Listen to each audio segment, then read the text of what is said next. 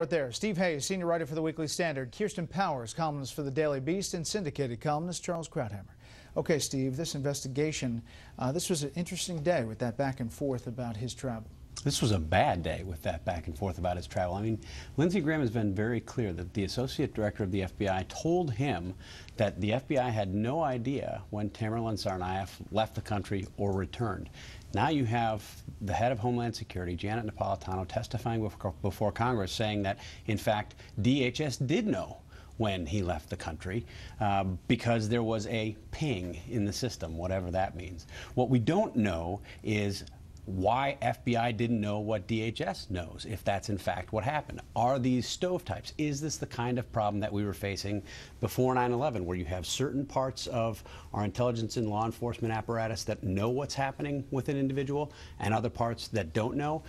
That would seem very odd, given that the FBI was the agency that conducted the investigation into Tamerlan Tsarnaev.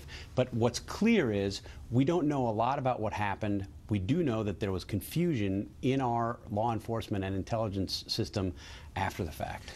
Susan Collins, Republican from Maine, says she's very concerned with sharing info, critical info. Troubling to me that years after, as you point out, September 11th, seem to have, quote, stovepipes that prevent info from being shared effectively. Kirsten. Yeah, well, I mean, I think we don't know at this point. That's the problem. We need to find out exactly what they knew about his travels. And if there are a lot of people going in and out of the country, and too many of them to keep track of, who are, they're being told, have ties to radical Islam, as they were warned by Russia, then there's a problem. There shouldn't be too many of these people to keep track of. This should have been something that would raise major flags, major warnings about this person, and it should have been somebody that they were keeping an eye on.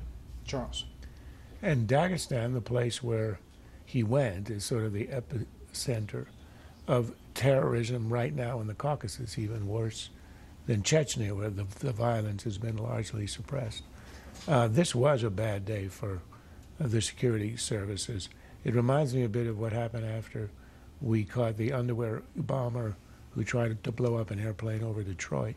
Janet Napolitano famously said right afterwards, the system worked, which means that the only reason it worked is because he sweated into the bomb, which dulled the fuse, and then civilians tackled him. And I also remember the president saying, I think it was in that incident, that it was an isolated incident, even before he knew. And I have that sense here. The administration is trying to at least imply that this is sort of isolated, a couple of wild and crazy guys who set off this bomb, no connections. As Lindsey Graham says, how do we have any idea?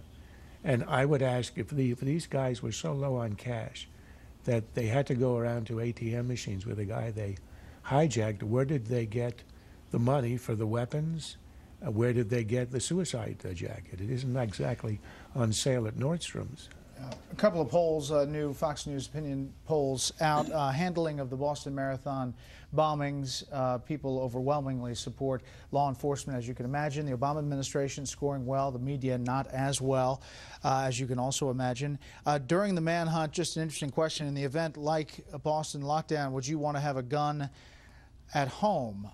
There you see, yes, I would, 69%, 28% saying no. Steve, another story that popped today was this Ricin story that doesn't make, well, it's not a good day, as you mentioned, for the administration overall.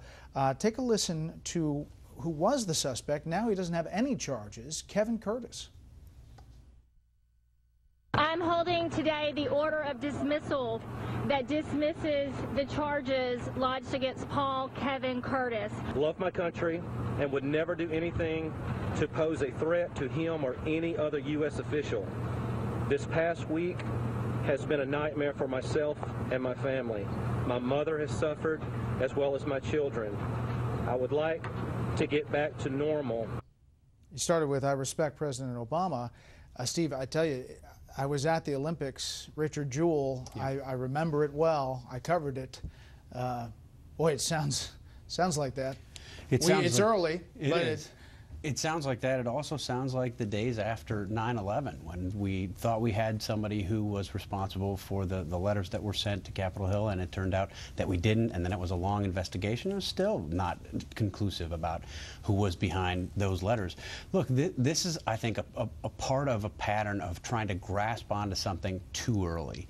And the administration, I was struck when that news broke about the Rice and letters. We heard news that Rice and letters had been sent, and then within hours we heard reports that officials had a suspect in mind or thought they knew who that was.